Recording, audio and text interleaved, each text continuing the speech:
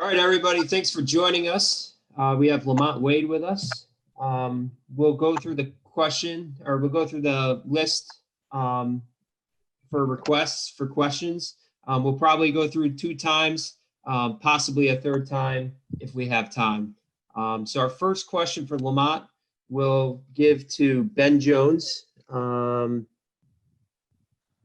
I'm trying to find you on here. Hold on. There you are. Lost you again.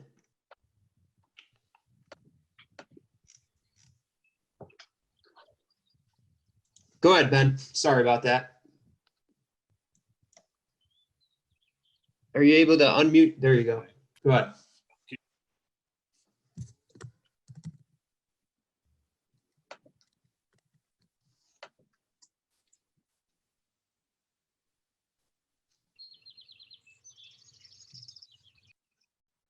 Ben, are you there? Me? Yeah. Oh, sorry, you were muted there for a second. Did you hear me? I'm sorry about that. First question for you, Ben. Go ahead. Awesome. Hey, Lamont, how's it going? Hey, I'm all right. You? I'm all right. I kind of wanted to start off the field a little bit with everything that's sort of happened the past couple of days. You've been an advocate for a lot of different things. I mean, where is your head at after sort of a weekend full of a lot of that news, and what's your reaction, and what's sort of the conversation that you have with your teammates about stuff like that? Well, first off, conversation with teammates, that's one thing we're really trying to emphasize right now during this time period. Being able to reach out to guys you normally wouldn't reach out to, and something that could be hard for some people, but me being me, I try to do that. But it just happened real fast. Everything happened so fast. Really haven't, had any conversations about that. I honestly, to be completely honest, haven't really wrapped my head around everything to even make a remark on it yet. You know what I'm saying?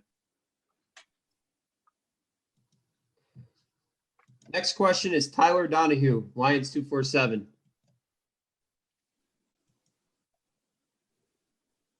Hey, Lamont, good afternoon. Thanks for the time. Afternoon. What does leadership look like right now in college football, and how is it different than what it may have looked if circumstances were normal? Yeah, it's completely different right now. Leadership, I feel like leadership is really being tested in this time, kind of showing who the, real leaders are. And, sometimes on several teams, if guys aren't as vocal or anything, or people who may be, let me do it, let me show you how to do it leaders, so it's just, it's throwing things around in different scenarios real crazy. But it is kind of trying to define the true leaders, the true people who can really bring teams together on each team throughout the country right now. So I would say it's like a defining moment for leaders right now. Rich Garcella, Reading Eagle. Hi, Lamont. Thanks for your time. Following up on Ben's question, why has it been important to you to speak out on social issues in light of what's happened, not only in Minneapolis and New York, but what happened to your teammate Aeneas over the weekend? Why is it important to you? Because I feel like a lot of people really don't see things from a certain perspective all the time. And I feel like it's really good to have perspective on any situation through different lenses of eyes throughout anybody, and specifically on these situations that, happen a lot and occur often over and over again. I just feel like it's important for people to understand how some people feel whenever they're in an environment, whenever they feel like they're supposed to be protected, but it kind of seems like the opposite is happening, Greg Pickle, Penn Live. Hi, Lamont. How you doing? I'm all right. How are you?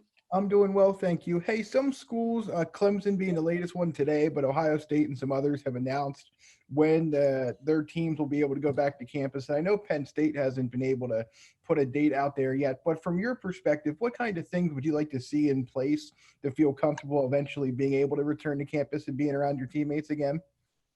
I mean, I wanted to play yesterday, I wanted to work out, you know what I'm saying? So honestly, as soon as possible is the best thing with me, so we could get ready to get back with my team, get ready to build those for those new guys, build those bonds up, and so players could learn their jobs and everything. As soon as possible, honestly, is when I'm looking forward to getting back, or what I would hope to see, you know. Mark Brennan, Lions 247. Hey, Lamont, you really established yourself as one of the team's biggest hitters last year, causing a bunch of fumbles and stuff. How do you develop that? Is that something that's kind of in the water at Clairton, or, you know, how does that develop along the way? And to you, you can include yourself. Who are the biggest hitters on the defense? Yeah, I mean, that's just something I kind of always try to play aggressive, but honestly, I haven't even like, I did a little bit last year, but like, I haven't even touched nowhere even close to where I can be at, or even close to how hard I can really hit. You know what I'm saying? So it's always room to just build on top of that. And as long as I continue to be aggressive, I feel like it'll keep on going there. But as far as hitters on our team, I'm going with the whole safety room regardless. Brisker, Jaquan Brisker, he is a hitter. He's a head thumper. Ellis Brooks, Jesse Lucetta, you know what I'm saying? Some of them guys, definitely. Next up is Audrey Snyder with The Athletic. Hey, Lamont, thanks for your time this afternoon. Hey, no problem. I'm just wondering, talking with Coach Pry, he had mentioned that, some of the explosive plays you guys gave up through the air last year was a point of emphasis before, spring break and everything kind of went crazy. So how have you guys been able to focus on eliminating those plays, even in this weird setting that you guys are in now? Can you do things? Are you watching film on it? Or do you think you need to be back here with having that communication to get that done?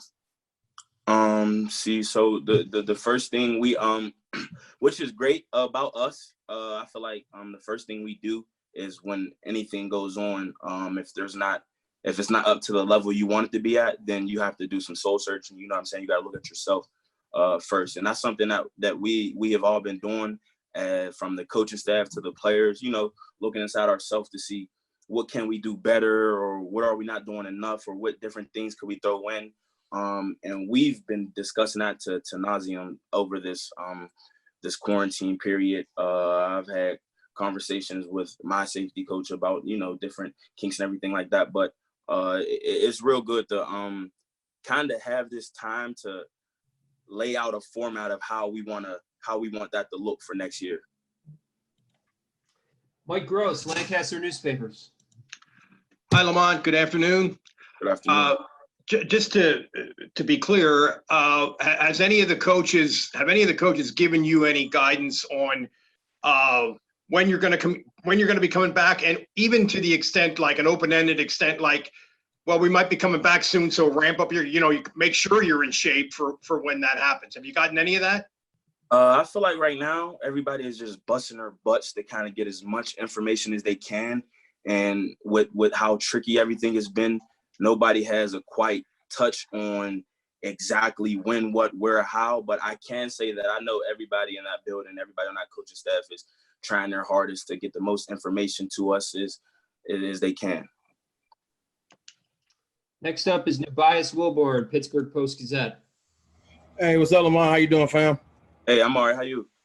Man, I'm good, brother. Thanks for doing this. Kind of to ask you another question in reference to the Amy Cooper stuff and some of the things you've been retweeting. Like, are there athletes that you looked up to, or figures that you've seen that have spoken out and that maybe have inspired you to feel comfortable speaking out in that way? I mean, of course, I did a video of whenever the Colin Kaepernick thing was going on. I did a video and put it on YouTube about what was the true meaning of what the flag actually was. And that all started with Colin Kaepernick and his stance he took. And I definitely admire him for that, and because of how brave he was, to just do something that's way above himself, this for his community, to raise awareness, to shed light on it. Definitely. So I definitely, like I said, when I all started with Cap, for sure. Next up is Joe Giuliano, Philadelphia Inquirer. Hello, Lamont. Thanks for your time today. Yeah. We talked last month to coaches Terry Smith and Tim Banks, and they said that they've been pleased with the growth you've shown and your maturity and your leadership. What do you have to do now to take that next step in all those areas to be the leader you know you can be as a senior? I can't get complacent. I think that's the number one thing that is on top of my list right now. Never get complacent. Never get comfortable, because you can't grow. I feel like you can't grow as much as you can whenever you're in your comfort zone. You grow the most outside of your comfort zone. So I can't get complacent. I can't get comfortable. I have to keep the same mindset I had from day one in 2017 when I first came in here. Peter Terpstra, WTAJ. Hey, Lamont. Coach Smith had mentioned you're a guy that could possibly be captain material. In your mind, what makes a good captain, and how do you think you might fit into that role? Like, well, people know for me, like, honestly, I tend to, what I kind of did, I didn't want to embrace it at first. I kind of just shied away from it. But I feel like the things that leaders, like natural born leaders that are very essential, is they have to, first and foremost, they have to have a mind of their own, like a mind that's able to reason and think, and that's able to see perspective, because everybody kind of is full of themselves, and a lot of people can't see outside of themselves. But whenever you can take yourself outside of yourself and put yourself in somebody else's shoes to see through their perspective, I feel like whenever you're a leader of a number of people, an entrepreneur, or anything, I feel like that's one of the most important things, honestly. I feel like that every natural born, leader. And I feel like that's something that I struggled with at first, but over the years, like they said, with my growth and maturity and everything, it's been so easy for me. Whenever you dig into that type of stuff, it's been so easy to just get the perspective from others or be able to hear it from others. Elton Hayes, CNHI, Pennsylvania. Hey, Lamont, how are you doing today? I'm all right. How are you?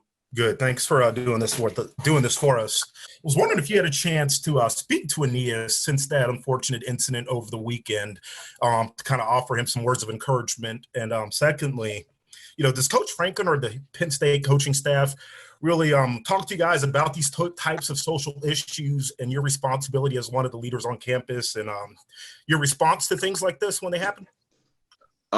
It's crazy. I was literally with Aeneas the day before he left. He was leaving to go. We were upstate college, and he was leaving to go back to Cincinnati. And I was with him the day before he left. And then we had a brief conversation after that. Nothing too heavy, because I will see him in a few days. But Coach Franklin always he's like I said, how the program is ran. It's not on the I guess you can say just the football type, how Penn State traditional, but he always emphasizes handling ourselves the right way, whether it's in public, whether it's wherever it's at, just knowing that we have to, when we do something, it's for us first, it's for our last name, and then the University of Penn State also. So we always have to take that into consideration. And the type of guy Aeneas is, that's what he definitely did, and he showed courage by doing that. We have time for one more round of questions. Let's go to benjonesstatecollege.com. Lamont, the more you speak out, the more you run into people that won't agree with you, just because that's how it works. Mm-hmm. When you know that someone that tweets it, you might also be on the 40-yard line in the stands. How do those things kind of go together? How do you disagree with someone who is also, ultimately at a game or X, Y, or Z? Yeah. I mean, at that point, it's kind of like you can't. For some people, it's hard to, but you can't mix whatever's going on over there and mix it with what's going on over here, because that's kind of like the main reason for a bunch of people's problems. Instead of focusing on what divide us, we never focus on what brings us together. So if we were to talk more about the football games and everything and less about the other stuff, then we'd be real happy. But if we were to talk more about the other stuff, less about football, then we would be at differences. You know what I'm saying? So I think it's just real important to realize what brings us together, and instead of what separates us or divides us apart. Next up is Tyler Donahue, Lions 247. Hey, Lamont, tomorrow we're supposed to speak with Pat Fryermuth and catch up with him. You've prepared as a Penn State defender for a bunch of eventual NFL tight ends, a couple of first rounders out of Iowa a couple of years ago. How does Pat fit into that elite level of tight end that you've seen at this level? And has it all come naturally to him since you got to campus back in 18 in terms of becoming a young captain and an early starter and obviously a guy who's going to set some tight end records in a Penn State uniform? Yeah, Pat's one of those guys who doesn't have to do a lot, honestly. He makes everything look so easy and effortless. And it was like that when he first came in, like you said, being a young captain and starting and everything, how it's just watching him go out there and compete with him, going up against him, you could tell it's pretty effortless for him. And with him being a hard worker and it being effortless for him, he takes advantage of it every single time. Rich Garcella, Reading Eagle. Lamont, I don't know if this time off has afforded you many more opportunities to see your son, but I hope so for your sake. What do you hope for him as he grows up in the United States over the next 10, 15 years? What do you hope for him? Yeah, definitely this time we've had, I've spent the most time with my son since he was born. So I'm grateful for that. But I just don't want my son to grow up in how evil, even though you can't avoid it, honestly. But what I feel like I'm trying to do is diminish it as much as possible. So whenever the next generation comes up, they don't have to deal with as much as evil doings or just how people, like the way people look at people sometimes because of just their appearance and not knowing people. I just wish he could grow up in some type of environment where everybody does things through love and, like I said, peace. You know what I'm saying? And that's really like crazy to think about, honestly. But it's me being a parent for my son. That's what I have to say because I wouldn't want anything less. So. Next up is Greg Pickle, Penn Live.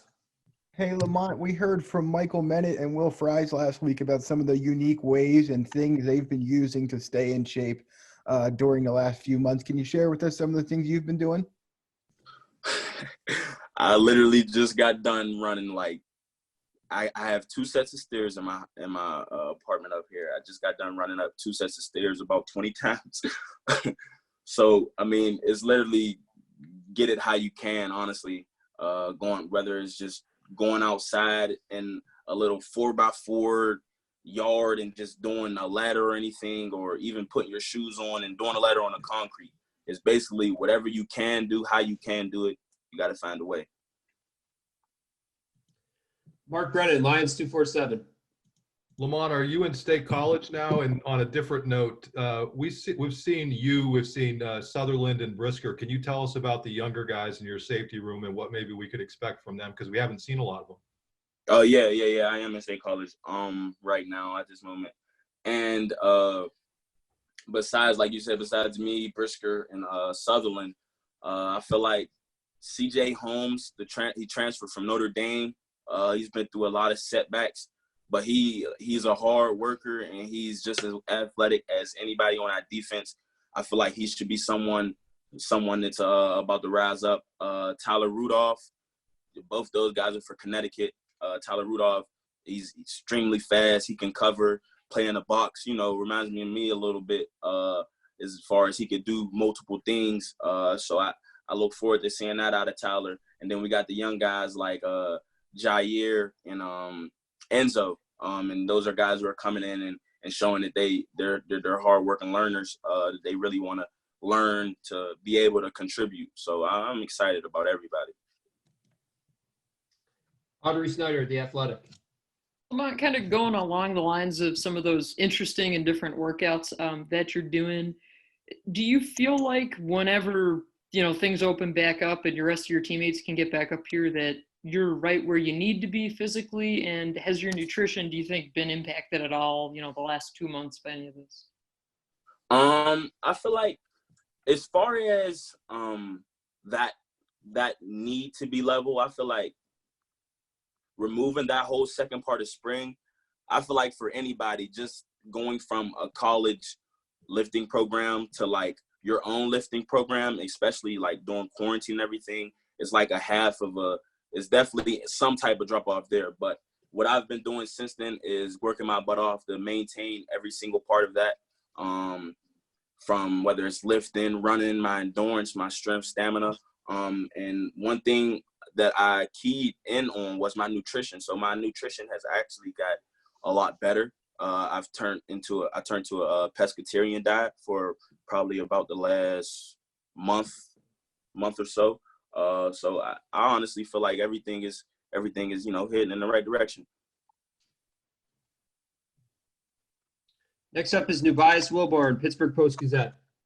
Hey, Lamont, earlier you mentioned Colin Kaepernick as being your inspiration, but we've also seen what's happened to him in reference to the NFL. Do you kind of fear if you speak out too much that those repercussions could be possible for you?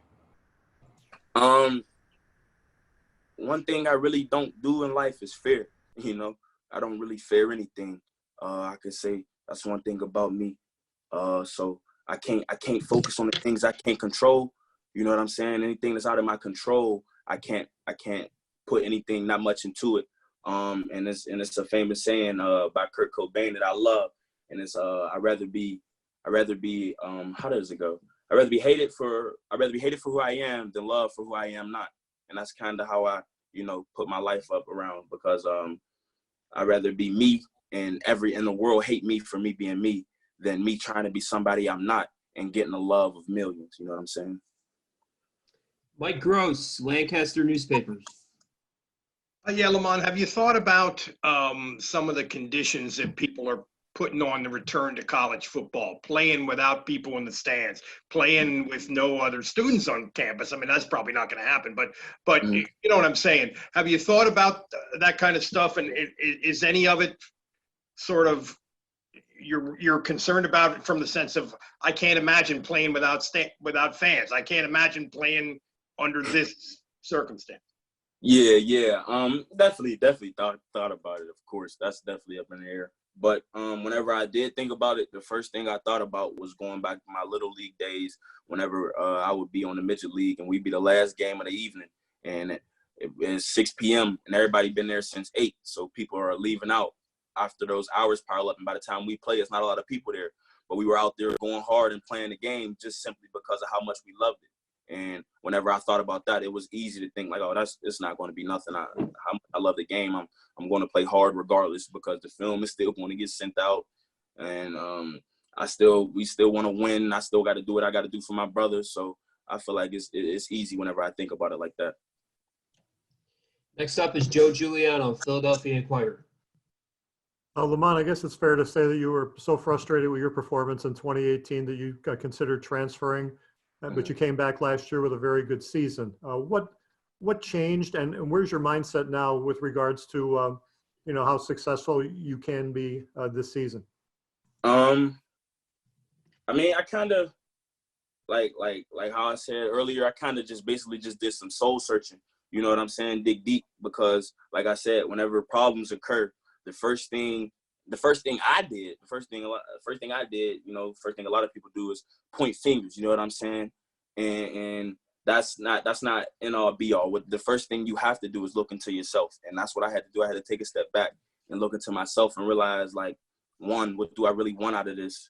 What can I get out of it, and how can I get? And whenever I took a step back, and I realized the stand was honestly the best decision for me, and I feel like me making that hard decision is going to pay off, because, like I said, I haven't even scratched the surface, honestly, of what I can do.